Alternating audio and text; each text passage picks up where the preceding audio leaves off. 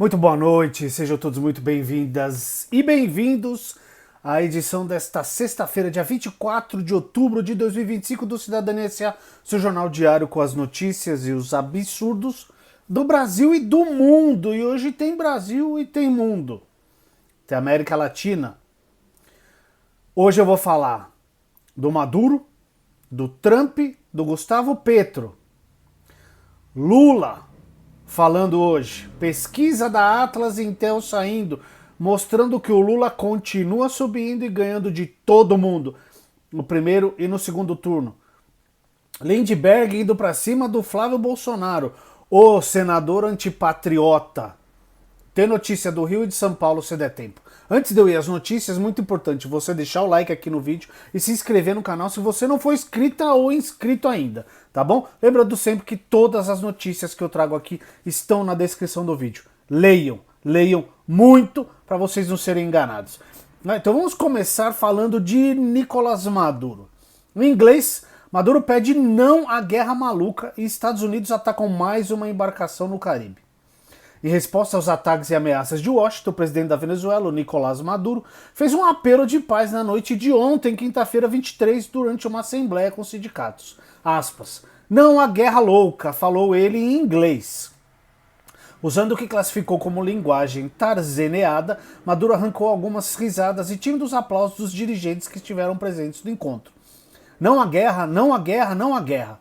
Apenas paz, apenas paz, apenas paz. Para sempre, para sempre, para sempre. Paz para sempre, não há guerra louca. Por favor, por favor, por favor. Paz para sempre, disse o mandatário venezuelano. Ao mesmo tempo, ele fez acenos à China e à Rússia. Agradeceu pelos equipamentos militares vendidos ao país caribenho, que neste momento, de acordo com o mandatário venezuelano, servem para garantir a paz. Apesar dos apelos de Caracas, o secretário de guerra do Trump, o Pete Hegseth, que eu trouxe ontem aqui, anunciou hoje um novo ataque a uma embarcação que navegava pelo Caribe. Novamente, com a justificativa de combate ao narcotráfico na região, 6 homens foram mortos. Esse foi o primeiro ataque do tipo realizado durante a noite, de acordo com o Hegseth aqui. Esse é o terceiro bombardeio dos Estados Unidos a embarcações que navegavam na costa do Oceano Pacífico. Pelo menos outros 8 foram feitos no Mar do Caribe. Na terça e na quarta, o governo Trump realizou os primeiros ataques no Oceano Pacífico. No total, 5 pessoas foram mortas.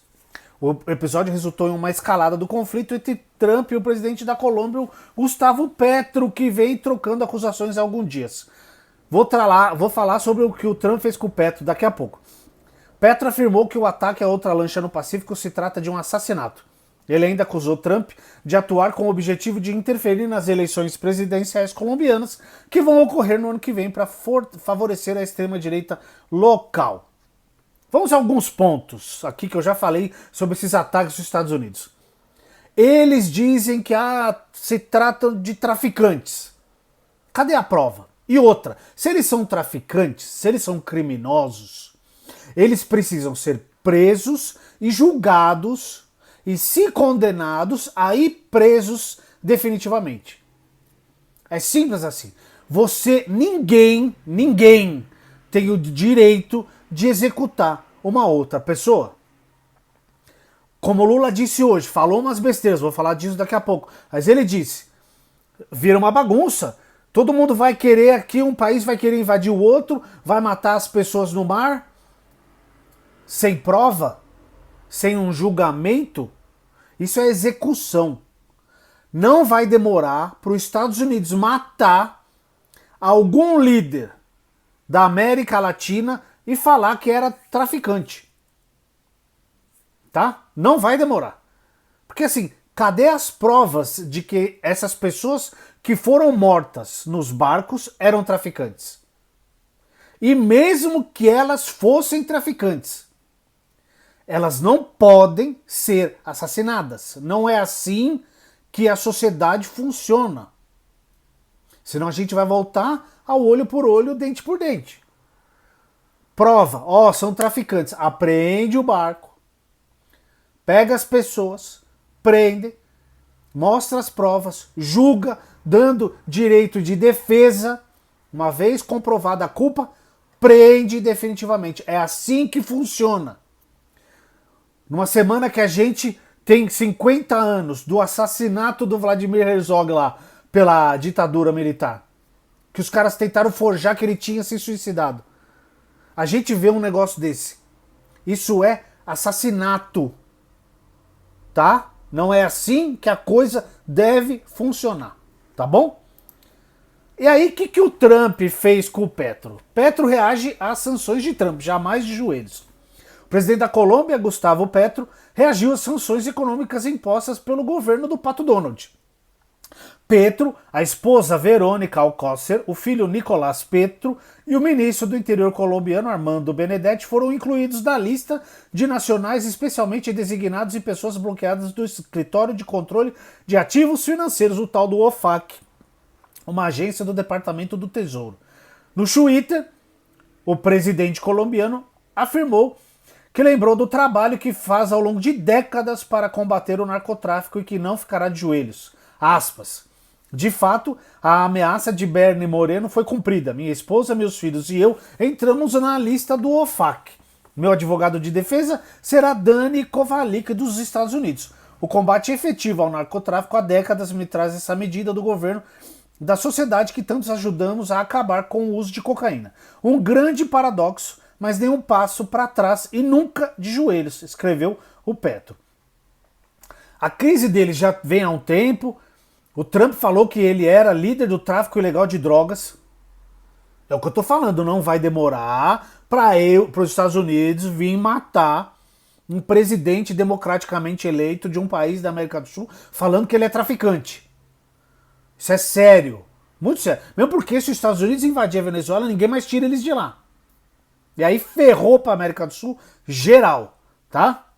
Aqui na matéria tem todo a treta do Petro com o Trump. Na verdade é do Trump com o Petro, né? O Trump revogou o visto do Petro quando estava lá na ONU, porque ele participou de uma manifestação pró-Palestina lá em Nova York. Então assim, eu acho fantástico que eles querem liberdade de expressão para nós, para os outros não. É que nem o Zema. Ah, eu quero estado mínimo pro povo. Para mim não, para os meus camaradas não. Não, pra gente tudo, pros outros que se lasquem, tá? E aí o Lula falou, vocês viram o vídeo, eu não vou ficar repercutindo muito, falou uma besteira, errou. Depois foi lá e pediu desculpa, beleza, segue o jogo. Eu entendi, se ele tivesse colocado a fala de uma maneira melhor, teria tido um baita efeito. Ele disse que como é que ele falou? Que os usuários... que os traficantes são reféns dos usuários, são prejudicados pelos usuários, alguma coisa assim. E que os governos deveriam atacar os usuários. O que ele poderia ter dito? Se referindo ao Trump. Fala, ô Trump, presta atenção. Cuida dos seus viciados, dos seus usuários. Porque o país que tem mais usuários de droga no mundo é os Estados Unidos. É uma questão de saúde pública. É cuidar das pessoas, não é matar as pessoas igual ele está fazendo com os barcos aí. Sabe? Então, cuide dos seus usuários. Dê saúde para essas pessoas, porque saúde nos Estados Unidos é cara e é para poucos. Tá? A gente viu vários vídeos de hospitais jogando as pessoas na rua porque elas não tinham como pagar. Tá? Então, isso que o Lula poderia ter falado. Mas errou, foi um deslize, foi lá, pediu desculpa, segue a vida. Porque a imagem dele está ótima. Mas antes de eu ir para a imagem dele, ontem eu trouxe aqui o filho lá do Bolsonaro, o Flávio.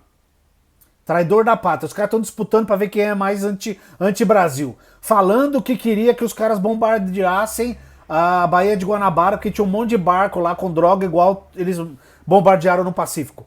Aí vem falar, distorceram o que eu escrevi porque perseguem minha família. Ou escambau, seja homem pelo menos. Aí o Lindbergh, que é o que mais trabalha, eu acho, ali na Câmara, tá se mexendo. Ó. Lindbergh aciona STF contra Flávio Bolsonaro por ameaça à soberania nacional.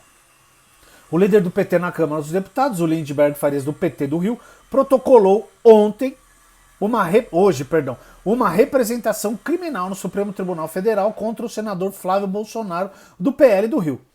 O deputado acusa o filho do ex-presidente de ter atentado contra a soberania nacional ao sugerir que os Estados Unidos realizem ataques militares na costa do Rio de Janeiro.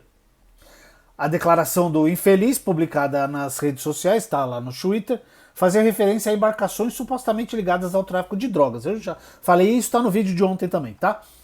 Para Lindbergh, a frase não se trata de uma figura de linguagem ou ironia, não mesmo, mas de uma provocação direta a uma potência estrangeira para agir militarmente em águas sob jurisdição brasileira. Na representação entregue ao ministro Alexandre de Moraes, Lindbergh pede a apuração de 2 crimes. Atentado à soberania nacional, previsto no artigo 359-L do Código Penal, e crime militar praticado por civil, previsto nos artigos 9º e 142 do Código Penal Militar. Segundo o deputado, o ato do senador configura a tentativa de submeter o país à ingerência estrangeira e viola a Constituição Federal, que atribui exclusivamente às Forças Armadas Brasileiras a defesa da pátria. Mais um vagabundo dessa família. Busca Pix, os irmãos Metralha. Tá? Matéria tá aqui na descrição do vídeo. Lula falou hoje, além daquele deslize, falou coisa importante. Ó. Lula disse que pretende mostrar a Trump que houve equívoco nas taxações e acredita no sucesso da negociação. O encontro está previsto para acontecer em Kuala Lumpur domingo. Se confirmado, esse será o primeiro espaço de diálogo entre os dois. Aspas para o presidente. Tenho todo o interesse nessa reunião em mostrar que houve equívoco nas taxações, mostrar com números. A tese pela qual se taxou o Brasil não tem sustentação em nenhuma verdade. Os Estados Unidos têm um superávit de 410 bilhões de dólares em 15 anos com o Brasil. A tese de que não se tem direitos humanos no Brasil porque se está perseguindo um ex-presidente não tem nenhuma veracidade. Quem comete crime no Brasil é julgado. E se for culpado, é punido. Exatamente. A gente não bombardeia barro, não. Aqui tem julgamento, né? Certinho. O presidente também disse estar aberto e reconhece que o encontro pode trazer demandas imprevistas dos Estados Unidos. O Brasil vai ouvir o que quer e o que não quer também. E ele disse que o Trump também vai ouvir o que quer e o que não quer. Diz que vai falar também em relação à lei Magnitsky do Alexandre e de outras pessoas. E vai falar sobre a questão da Venezuela também, tá? Pesquisa que saiu hoje da Atlas Intel, muito importante. Lula venceria todos no primeiro turno e Tarcísio perde até pro Haddad. A pesquisa Atlas Intel, divulgada hoje, aponta que o presidente Lula pode vencer todos os adversários em primeiro turno nas eleições de 26. Lula ampliou sua vantagem em todos os cenários. No levantamento, o governador de São Paulo, o Tarcísio de Freitas do Republicanos, aparece atrás do ministro Fernando Haddad em um dos cenários do primeiro turno. Então, isso que é muito importante. Não é só a imagem do Lula que melhorou. A do governo melhorou. Os que melhoraram de imagem mais Lula, Haddad e Alckmin, nessa ordem. Os 3 que melhor imagem tiveram. Melhoria na imagem os 3 principais que tiveram mais melhoria na imagem, tá? O Lula, o Haddad e o Alckmin. Os gráficos estão todos aqui na matéria que eu vou colocar na descrição do vídeo, tá? Na primeira rodada de votação, Lula segue em uma crescente nas intenções de voto iniciada em agosto deste ano, atingindo o melhor patamar. O levantamento mostra que o atual presidente teria 52% contra 5 dos presidenciáveis e 51% contra Ratinho Júnior. Nesse cenário, ele poderia ser eleito no primeiro turno já. Lembrando sempre que no primeiro turno você tem que ter 50% mais um dos votos válidos, tá? Ou seja, não se considera brancos e nulos, tá? Tarcísio de Freitas se mantém acima de 30% e houve estabilidade em relação a setembro.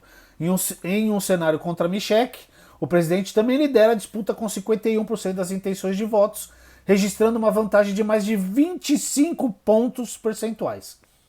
Caiado aparece com 9% das intenções. Então tá aqui, ó.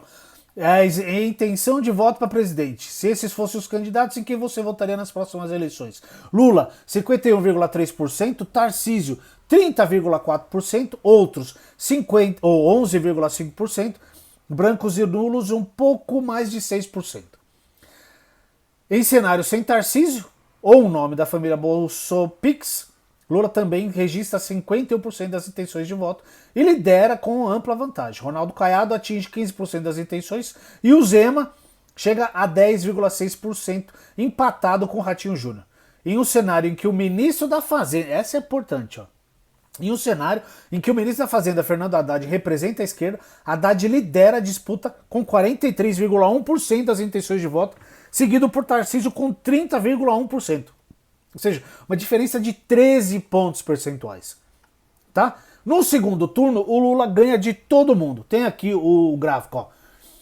Contra o Tarcísio, 52-44. Contra a Michelle, 52-43. O Jair, não vou nem falar que ele não vai disputar. Contra o Zema, 52-35. O Caiado, 52-36. E o Ratinho, 51-37. Isso no segundo turno. Tá? Muito bem.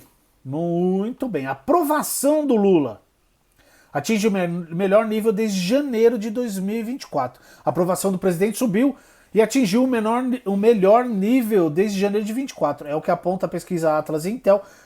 51,2% aprovam o presidente, enquanto 48,1% desaprovam.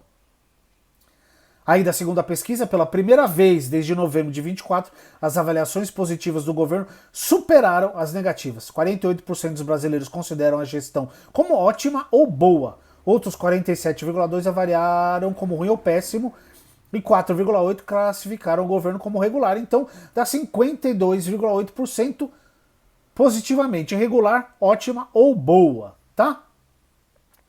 Governo Lula supera Bolsonaro em avaliação em todos os temas. Eles comparam, perguntam para as pessoas, esse governo está melhor ou pior do que o anterior? Supera em tudo. Tudo. Eu não vou ler um por um porque tem muita coisa. Está aqui na descrição do vídeo, tá? Muito bem. Outra coisa importante que saiu nessa pesquisa. 62,9% dos brasileiros são a favor da taxação de super ricos para financiar programas de combate à pobreza, fome e preservação ambiental. É o que aponta essa pesquisa da Atlas Intel divulgada hoje. Então, 62,9% aprovam, 32,8% são contra a medida e 4,3% não sabem. O 30%, o número mágico dos bolsobostinhas que continuam apoiando aquele aloprado, né? Segundo o levantamento, o apoio à taxação de super ricos é maior entre as mulheres sempre salvando a gente, não é mesmo? 65,6%, entre os que possuem entre 60 e 100 anos, ô louco, 76,4%, com o ensino fundamental, 74,6%, renda acima de 10 mil reais, 71,4%, e agnósticos ou ateus, 87,2%. Muito bem. Tá bem destrinchada aqui a pesquisa nesse link que eu vou colocar no vídeo aqui para vocês. 58,5% concordam com o aumento de impostos para pessoas que ganham mais de 50 mil como compensação para a isenção do IR.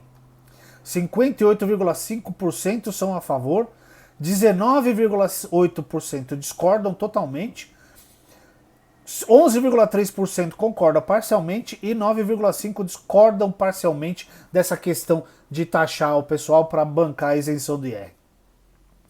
39,8% acreditam que Bolsobostinha não teria adotado a isenção de IR se tivesse vencido a eleição de 2022. Tá pouco, hein? Tá pouco, porque ele não teria feito. É lógico que não. Ia mexer com quem apoia ele. Vamos aqui a duas matérias, uma sobre o Rio de Janeiro e uma do meu querido estado de São Paulo. Deputados autorizam o governo do Rio a usar a aposentadoria de servidores para pagar dívida.